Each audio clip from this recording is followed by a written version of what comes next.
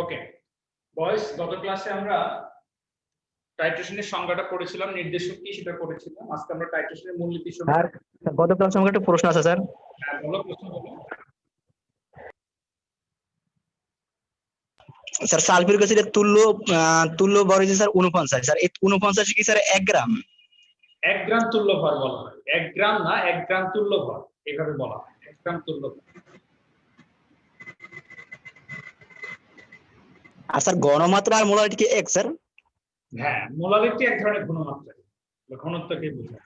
মোল per litre, তো মানে মোলটা হচ্ছে এক ধরনের, অর্থাৎ প্রকৃত পদার্থের পরিমাণের একক শুনবে।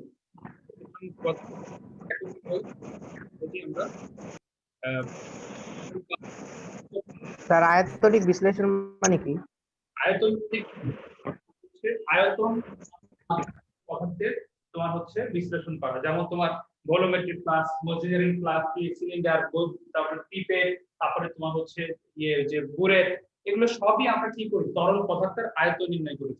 এই আয়তন নির্ণয়ের মাধ্যমে পদার্থের বিভিন্ন অন্য যে অজানা পদার্থের ঘনমাত্রা নির্ণয় বা পদার্থের ভর নির্ণয়, এই ধরনের অনেক কিছু নির্ণয় করে থাকি আয়তন নির্ণয়ের মাধ্যমে। এই জন্য এটা আয়তনমিতিক পদ্ধতি বা আয়তনমিতিক বিশ্লেষণ বলা হয়। স্যার ঘনমাত্রা একক কি স্যার? হ্যাঁ, ঘনমাত্রার একক স্যার?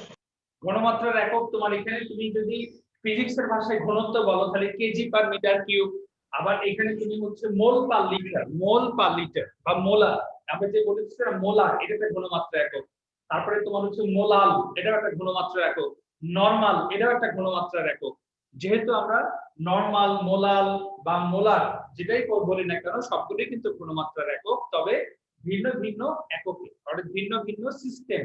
সিস্টেমটা ভিন্ন ভিন্ন হওয়ার কারণে সেটা হচ্ছে, যেমন মোল পার লিটার হলে সেটা হচ্ছে তোমার মোলার, মোল পার কেজি হলে সেটা হচ্ছে মোলার। তারপরে তোমার হচ্ছে তুল্য ভর বাই পার লিটার, তুল্য ভর পার লিটার হলে সেটা নরমাল, এরকম পাওয়া যাচ্ছে। ঠিক আছে, বুঝছি স্যার। স্যার টোয়েডেশন হ্যাঁ টোয়েডেশন বলো।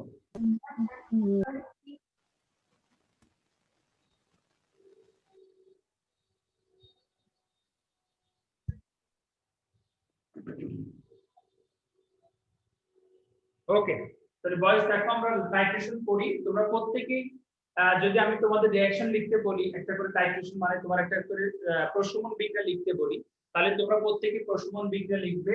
যেমন এমন একটা বিক্রিয়া লিখবে সবাই, sodium hydroxide plus hydrochloric acid, sodium chloride NaCl plus H2O।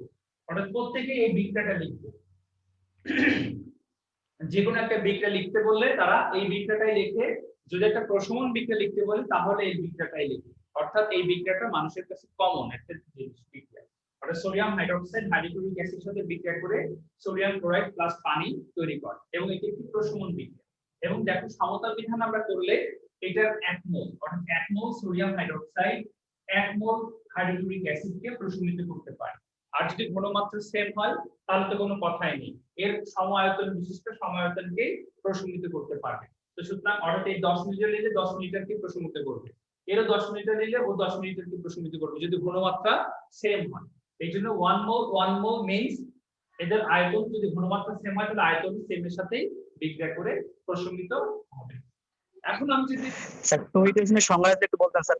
Potassium hydroxide নিই, পটাশিয়াম হাইড্রোক্সাইড যদি নিই প্লাস সালফিউরিক অ্যাসিড নিই, তাহলে কি ঘটনা ঘটবে? তাহলে দেখো পটাশিয়াম সালফেট প্লাস পানি তৈরি হবে। তো সেখানে আমরা দেখতে পাচ্ছি K2, তার মানে এখানে 2 দাও, যদি তুমি 4টা হাইড্রোজেন এখানে 2 দাও তাহলে সমতা বিধান শেষ। তার মানে এইখানে আমরা দেখতে পাচ্ছি 2 মোল পটাশিয়াম হাইড্রোক্সাইড 1 মোল সালফিউরিক অ্যাসিডকে প্রশমিত করেছে। 2 মোল পটাশিয়াম হাইড্রোক্সাইড 1 মোল সালফিউরিক অ্যাসিডকে প্রশমিত করেছে।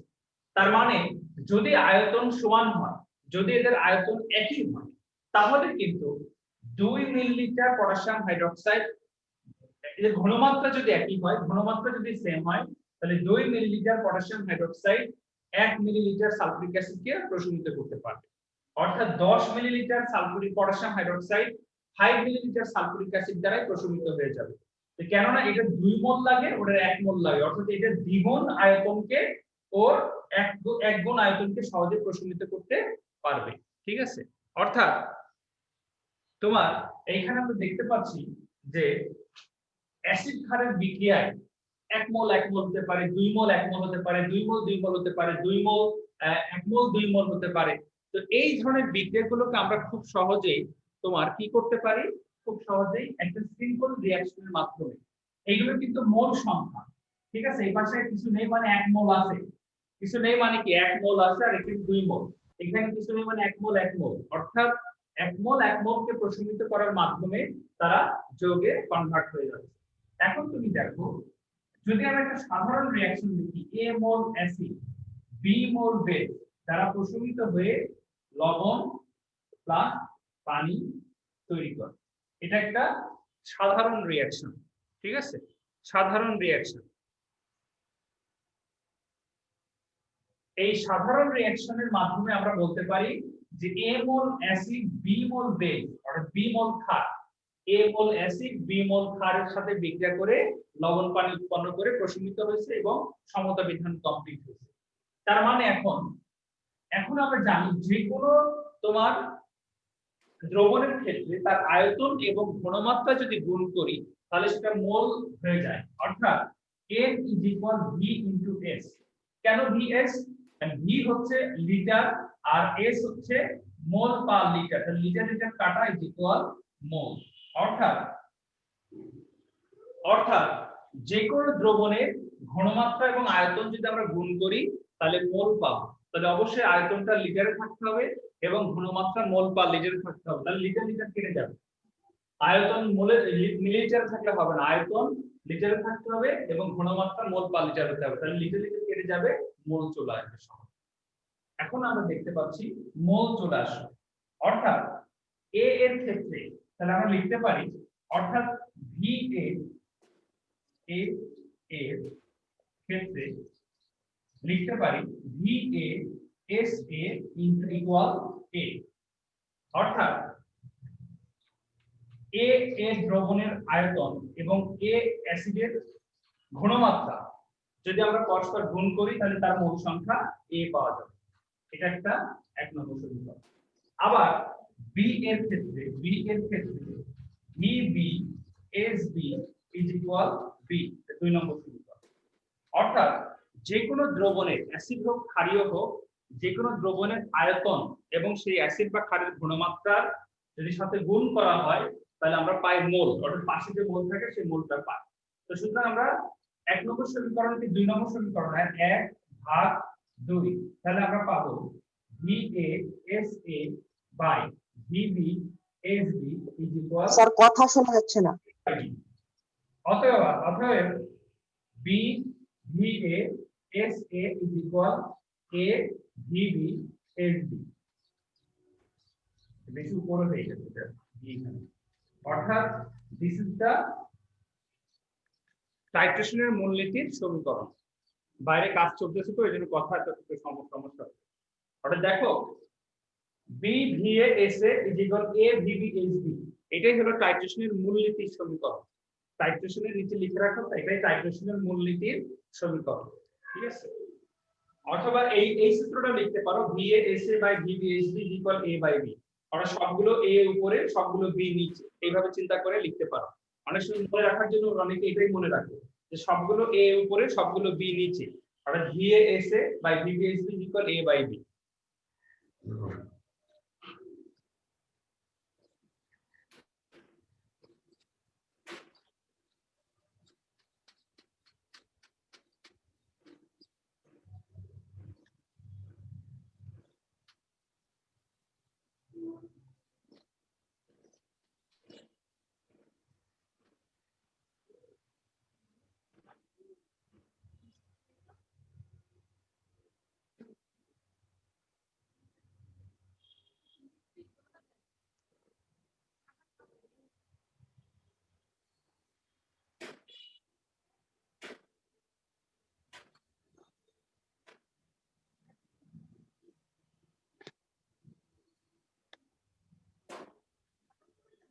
ওকে, আশা করি খাতায় উঠিয়ে ফেলেছো, আমি এখন মুছে দিলাম।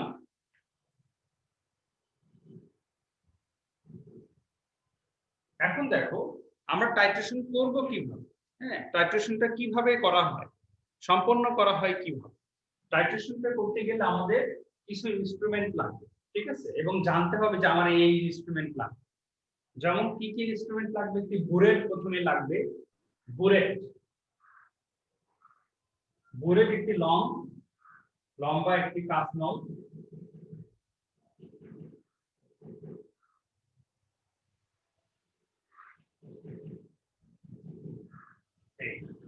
এখানে 0 থেকে 50 পর্যন্ত দাগাঙ্কিত থাকে। অর্থাৎ বুলেটটা হচ্ছে 50 মিলিলিটারের একটি আয়তনভিত্তিক তোমার হচ্ছে যন্ত্র। অর্থাৎ বুলেট কাচের তৈরি একটি আয়তনভিত্তিক যন্ত্র। 0 থেকে 50 পর্যন্ত, 10, 20, 30, 40, না কাছাকাছি বেশি, 10, 20, 30, 40, 50।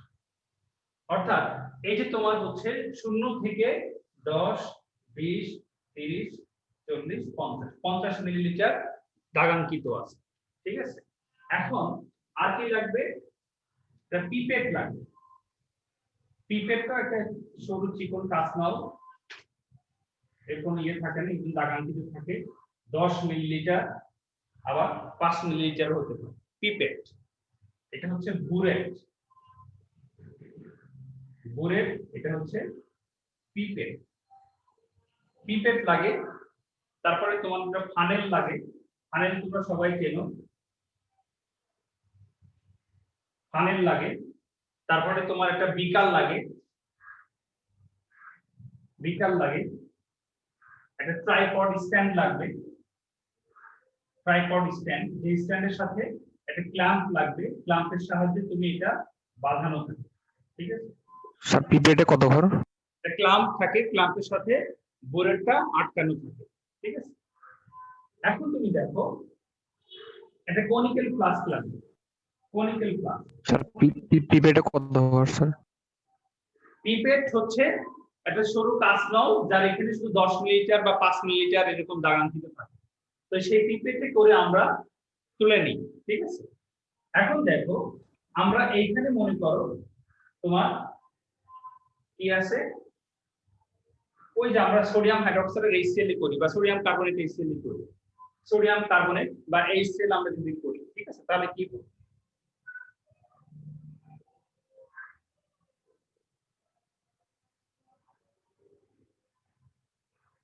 যেমন মনে করো আমরা এখন সোডিয়াম কার্বনেটের 1 মোলার ঘনমাত্রা মেপে নিব 50 মিলিলিটার, অর্থাৎ 50 মিলিলিটার 0.1 মোলার সোডিয়াম কার্বনেট দ্রবণ আমার তৈরি করতে হবে। তাহলে আমাদের কি কি করা লাগবে? এটা একটা প্র্যাকটিক্যাল, এটা কিন্তু একটা প্র্যাকটিক্যালি কাজ করতে হবে। অর্থাৎ 50 মিলিলিটার 0.1 মোলার সোডিয়াম কার্বনেট দ্রবণ আমরা যদি তৈরি করতে চাই, তাহলে প্রথমে আমাদের কতটুকু সোডিয়াম কার্বনেট লাগবে সেটা আমাদের বের করে নিতে হবে। অর্থাৎ W = mvs/1000। এটা তোমরা 9 থেকে এই সূত্রটা শিখেছো, যেখানে W হচ্ছে বস্তুর ভর, m হচ্ছে বস্তুর আণবিক ভর, v হচ্ছে বস্তুর আয়তন এবং s হচ্ছে বস্তুর ঘনমাত্রা। তো সুতরাং আমরা লিখতে পারি m হচ্ছে সোডিয়াম কার্বনেট আণবিক ভর, তোমরা 9 থেকে শিখে আসছো 106, ইনটু v হচ্ছে 50 মিলিলিটার, s হচ্ছে 0.1 মোলার, ডিভাইডেড বাই 1000। কত আসে দেখো তো?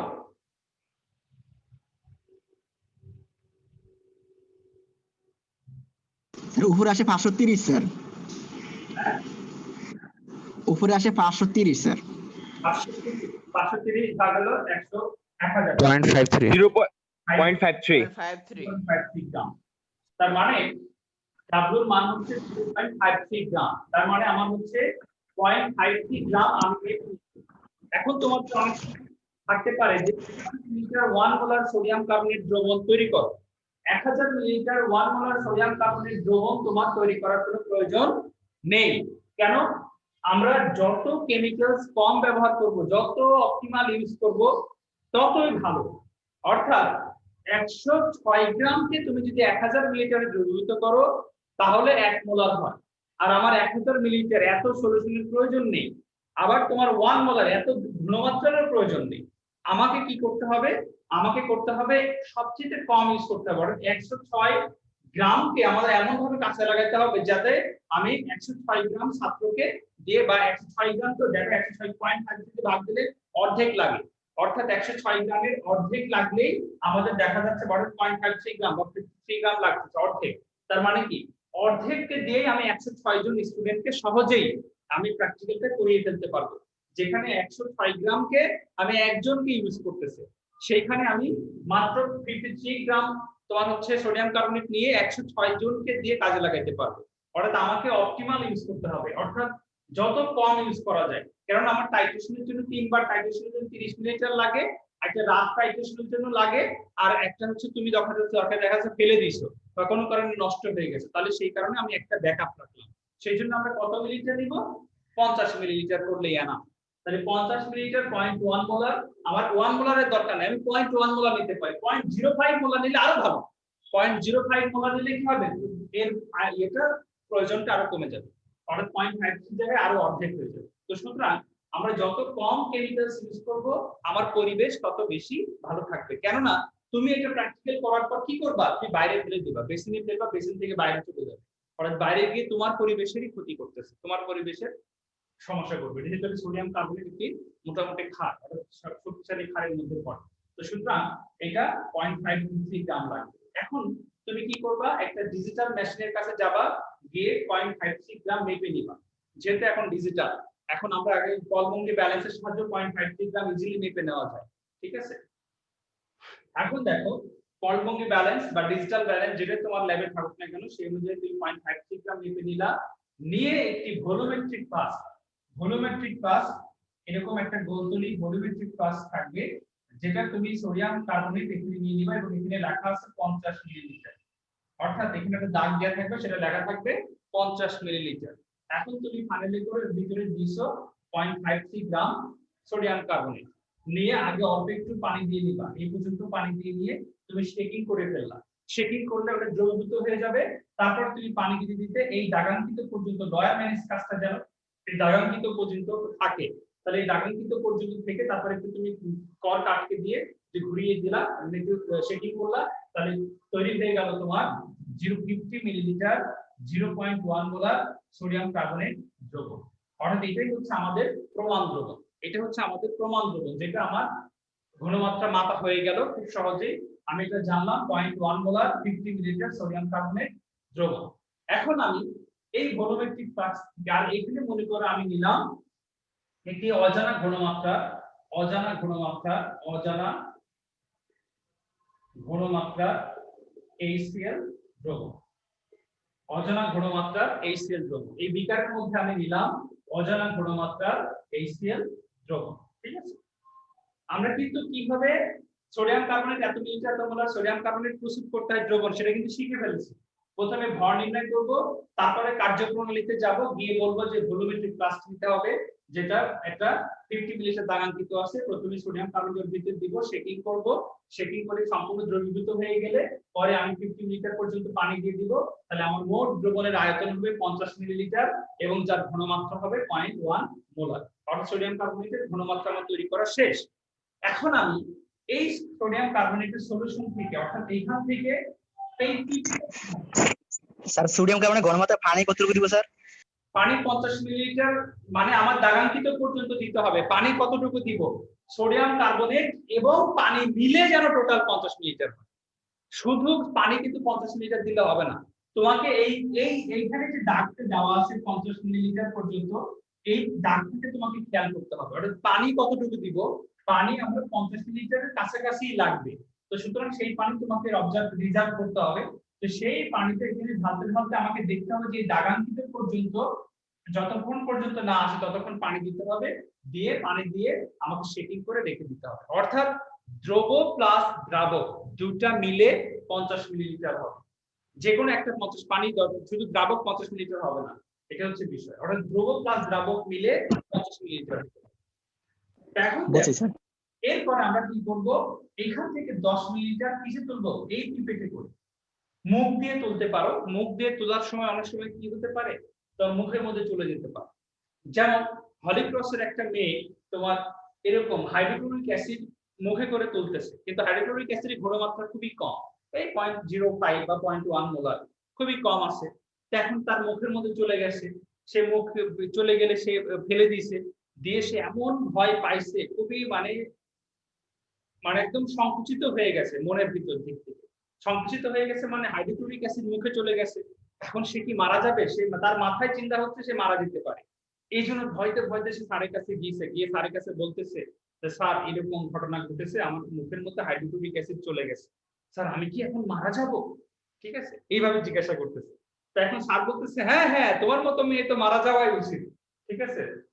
এখন বিষয় এত সহজে তোমার এত কঠিন বা এত গাঢ় বা এত কেমিক্যালস তোমাদের সামনে উন্মুক্ত করা হয় না, যা একটু মুখের মধ্যে গেলে বা একটু কাজ গায়ে লাগলে বা কোনো কিছু হলে এটি তোমাদের সেরকম ধরনের ক্ষতি হবে। সেরকম ধরনের কোনো ক্ষতি হবে না। জাস্ট পানি দিয়ে কুলি করে ফেললেই হলো, কোনো সমস্যা নাই। তেমন কোনো সমস্যা হবে না। এরকম কেমিক্যালস তোমাদের সামনে উন্মুক্ত করাটা নিষেধ করা আছে। সুতরাং সমস্যা হবে না। তো সুতরাং এখন মুখ দিয়ে তুমি বলতে পারো। আরেকটা বিষয় হচ্ছে পিপেট ফ্লার আছে। পিপেট ফ্লার দিয়ে তোলা সবচাইতে নিরাপদ। এইজন্য পিপেট ফ্লার দিলে পিপেট ফ্লারের এক পাশে তোমার চিমটি আছে, ওটা চিমটি ধরে থাকলে সহজে উপরের দিকে উঠতে থাকবে, চিমটি ছেড়ে দিলে উঠা বন্ধ হয়ে যাবে। ঠিক আছে? তো উপরের দিকে উঠবে, আবার তোমার আর পাশে চিমটি আছে, সেই চিমটি দিয়ে চেক করলে তুমি আবার নিচের দিকে নামতে থাকবে। কারণ দেখা যাচ্ছে পিপেটে 10 লিটার এবার দাগ দিতে হবে, তোমার 12 লিটার হয়ে গেছে। 12 মিলিলিটার তুমি তুলে ফেলছো, তখন তুমি কি করবে? 12 মিলিলিটার পর্যন্ত তুলে ফেললে তখন তুমি আস্তে আস্তে ছেড়ে দিবা, ওটা নিচের দিকে নেমে যাবে। 10 মিলিলিটার পর্যন্ত লয়াল রেজিস্টার থাকলে তুমি নিয়ে নিলা। এখন তুমি পিপেটে করে 10 মিলিলিটার সোডিয়াম কার্বনেট দ্রবণ নিয়ে এই কনিক্যাল ফ্লাস্কে দিবে। তার মানে আমার এখানে কি আছে? 10 মিলিলিটার 0.1 মোলার সোডিয়াম কার্বনেট দ্রবণ, অর্থাৎ প্রমাণ দ্রবণ, যেটা আমার ঘনমাত্রা জানা। টাইট্রেশনের সংজ্ঞায় আমরা বলেছি একটি জানা দ্রবণের ঘনমাত্রার সাহায্যে অপর একটি অজানা দ্রবণের ঘনমাত্রা নির্ণয়ের পদ্ধতি। সুতরাং একটি অজানা দ্রবণের ঘনমাত্রা আমরা কি করব? এখন এই অজানা দ্রবণটা কোথায় রাখবো? অজানা দ্রবণটা আমরা রাখবো হচ্ছে এই বুরেটে। বুঝছো? অজানা দ্রবণটা রাখবো আমরা হচ্ছে এই বুরেটে। এখন এই ফানেলটা এখানে দাও, ফানেলটা এখানে দিয়ে ফানেলটার সাহায্যে তুমি এই অজানা দ্রবণের ঘনমাত্রা এখানে ঢালো। ঢাললে আস্তে আস্তে এই দ্রবণটা কি হবে? এটা পূর্ণ হবে। পূর্ণ হতে হতে 0 পর্যন্ত লয়ার মেনিস্কাসটা রাখো। তার মানে আমি এখানে টোটাল 50 মিলিলিটার অজানা দ্রবণের ঘনমাত্রা, মানে অজানা দ্রবণ যেটা ঘনমাত্রা যেটা জানা নেই, সেই দ্রবণটা 50 মিলিলিটার এখানে রাখলাম। এবারে এখানে এখন কি করতে হবে? ফানেলটা উঠে ফেলতে হবে, ফানেলটা সরিয়ে ফেলতে হবে। ঠিক আছে? ফানেলটা সরিয়ে ফেলে তোমাকে এখানে সরিয়ে ফেললাম ফানেলটা, নাকি ফানেলের যে 2-1 ফোঁটা নিচে লেখা থাকে লেগে থাকে, সেটা আবার পরবর্তীতে গিয়ে এটার আয়তন বাড়িয়ে দিতে পারে। কারণ 1 ফোঁটা 2 ফোঁটার কারণে তোমার রেজাল্টে ভিন্ন চলে আসতে পারে। এইজন্য 1 ফোঁটা 2 ফোঁটার হিসাব রাখতে হবে টাইট্রেশনের ক্ষেত্রে, জটিল একটা বিষয়। তো সুতরাং ফানেলটা সরিয়ে ফেললাম। এখন আমার 0 মিলিলিটার অর্থাৎ 0 থেকে 50 অর্থাৎ টোটাল 50 মিলিলিটার এই বুলেটের মধ্যে আমার কি আছে? হাইড্রোক্লোরিক অ্যাসিড রয়েছে, যার ঘনমাত্রা আমার জানা নেই। এখন আমি পিপেটে করে 10 লিটার এখানে নিয়েছি। এখন সোডিয়াম কার্বনেট এবং হাইড্রোক্লোরিক অ্যাসিড, এখন আমি কি করব? কি নিব? মনে করো সোডিয়াম কার্বনেটের মধ্যে তুমি ক্ষারীয় মিডিয়ামে এর পরিবর্তন বা চেঞ্জটা কি হতে পারে? নির্দেশক মিথাইল অরেঞ্জ বা মিথাইল রেড আমরা যে কোনো একটা ব্যবহার করতে পারি।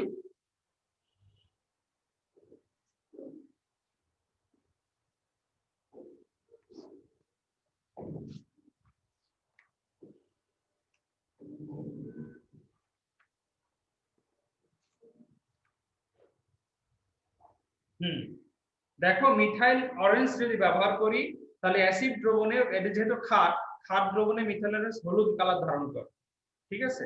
অর্থাৎ মিথাইল অরেঞ্জ যদি আমরা ব্যবহার করি তাহলে এটা ক্ষারীয় দ্রবণে এটা হলুদ কালার ধারণ করবে। অর্থাৎ আমরা এর ভিতরে 2 ফোঁটা মিথাইল অরেঞ্জ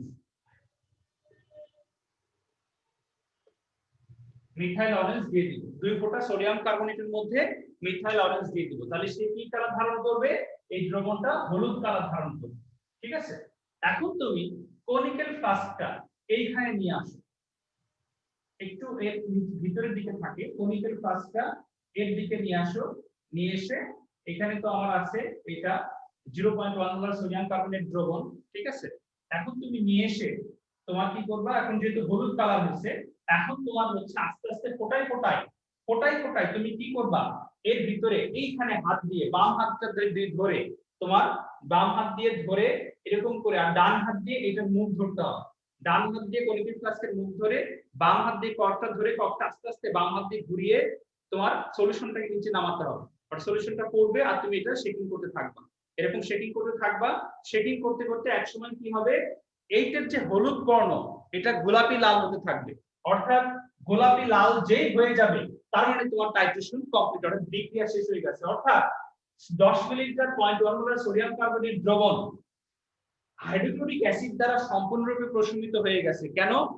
যখনই তোমার হচ্ছে দ্রবণটা প্রশমিত হয়ে 1 ড্রপ পরিমাণ তুমি যদি এর ভিতরে আর একটা HCl নাও, তাহলে মিডিয়াটা হাইড্রোক্লোরিক অ্যাসিড হয়ে যাবে। আর অ্যাসিড দ্রবণে মিথাইল অরেঞ্জের কালার হচ্ছে গোলাপি লাল। তো সুতরাং হলুদ থেকে সে গোলাপি লালে কনভার্ট হয়ে যাবে। তো সুতরাং গোলাপি লাল যখনই হয়ে যাবে তখন তুমি স্টপ করে দাও। মনে করো তোমার তখন দ্রবণের ঘনমাত্রা লাগছে এই এখানে এসে, অর্থাৎ 18 মিলিলিটার এই দ্রবণের ঘনমাত্রা, অর্থাৎ 18 মিলিলিটারে এসে তোমার এই সোডিয়াম হাইড্রোকার্বনেট সম্পূর্ণ প্রশমিত হয়ে গেছে। তার মানে তোমার হচ্ছে সূত্রটা কি, BVA SA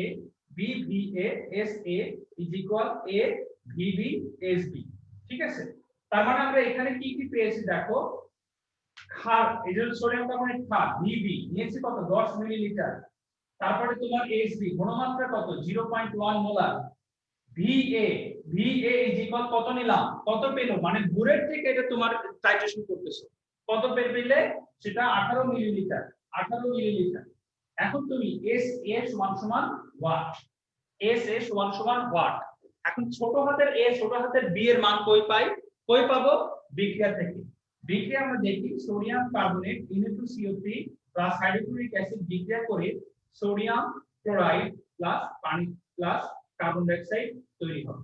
তো সুতরাং এখানে আমরা দেখতে পাচ্ছি Na2, তার মানে এখানে 2 দাও, ক্লোরিন 2টা হয়ে গেল, এখানে 2 দাও, হাইড্রোজেন 2টা ঠিক হয়ে গেছে।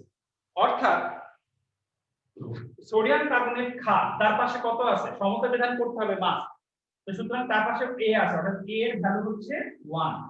আর হাইড্রোক্লোরিক অ্যাসিডের পাশে কত আছে 2, সুতরাং ছোট হাতের B এর ভ্যালু হচ্ছে 2। অর্থাৎ ছোট হাতের A ছোট হাতের B এখন পেয়ে গেলাম। এখন আমরা সমীকরণ থেকে কি পাবো, আমাদের SA নির্ণয় করতে হবে, অর্থাৎ অ্যাসিড দ্রবণের ঘনমাত্রা, অজানা ঘনমাত্রার অ্যাসিড দ্রবণ। তাহলে SA ইকুয়াল হবে তোমার A VBSB by B VA।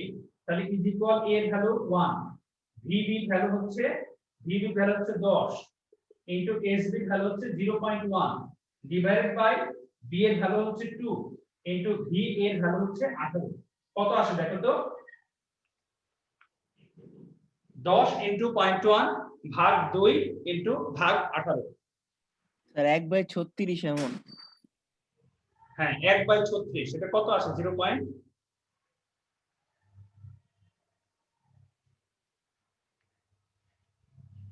0.28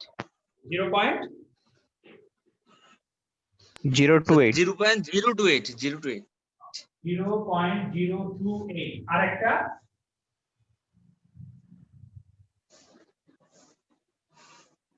ঘনমাত্রার ক্ষেত্রে পয়েন্টের পর 4 ঘর পর্যন্ত নিতে হয়। আর কোনো ভ্যালু আছে 0.028, তারপর আর কোনো ভ্যালু আছে? 0.027777। আচ্ছা এইভাবে লিখছো, তাহলে 0.0 আর একটা তাহলে আমরা লিখি 78 0.0278 পয়েন্টের পর 4 ঘর পর্যন্ত লিখতে হবে। 78 জি স্যার। হ্যাঁ এত মোলার, ঠিক আছে, এত মোলার 0.0278 এত। 4 ঘর পর্যন্ত নেওয়ার কারণ কি?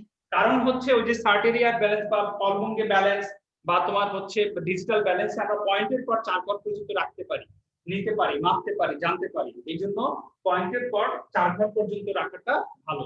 কেননা এই পয়েন্টের পর 4 ঘরে গিয়েও যদি তোমার পার্থক্য থাকে তাহলে তার ঘনমাত্রার পার্থক্য বিদ্যমান। তোমার মনে করো আরেকটা দ্রবণের ঘনমাত্রা 0.0277 আর এটা হচ্ছে 0.0278, তাও পার্থক্য বিদ্যমান, কাছাকাছি কিন্তু পার্থক্য বিদ্যমান। তো এটা খেয়াল রাখতে হবে। জি স্যার, বুঝতে পারছি। অর্থাৎ আমরা দেখলাম যে কিভাবে আমরা টাইট্রেশনের মাধ্যমে একটি অজানা দ্রবণের ঘনমাত্রা নির্ণয় করতে হয়। আশা করি তোমরা কি কি ইনস্ট্রুমেন্ট লাগবে সেগুলো বুঝতে পেরেছো এবং কিভাবে আমরা টাইট্রেশনের সাহায্যে আর্জনক দ্রবণের ঘনমাত্রা নির্ণয় করি সেটাও তোমরা বুঝতে পেরেছো।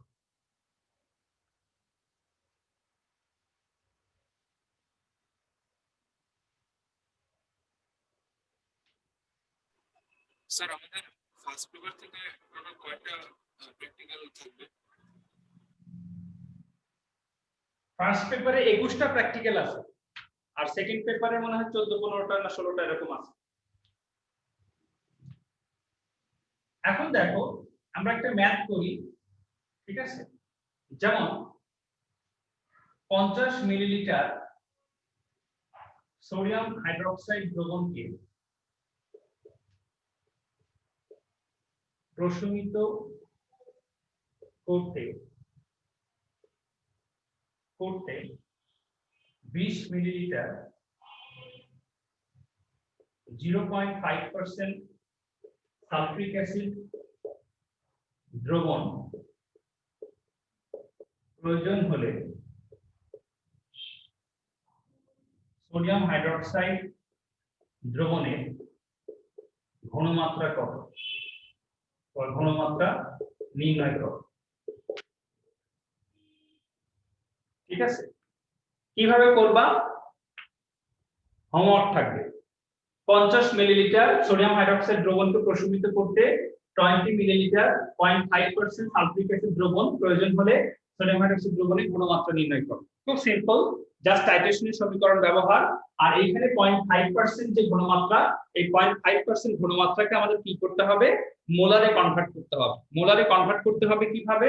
ওই যে W ইকুয়াল X মানে S equal 1000 W, S equal 1000 W by mg। এই সমীকরণের সাহায্যে সালফিক অ্যাসিডের ঘনমাত্রা মোলার 0.5% মানে কি জানো? 0.5 গ্রাম ইন 105 0.5 গ্রাম ইন 100 মিলিলিটার। সুতরাং সহজে তুমি সালফিক অ্যাসিডের ঘনমাত্রা নির্ণয়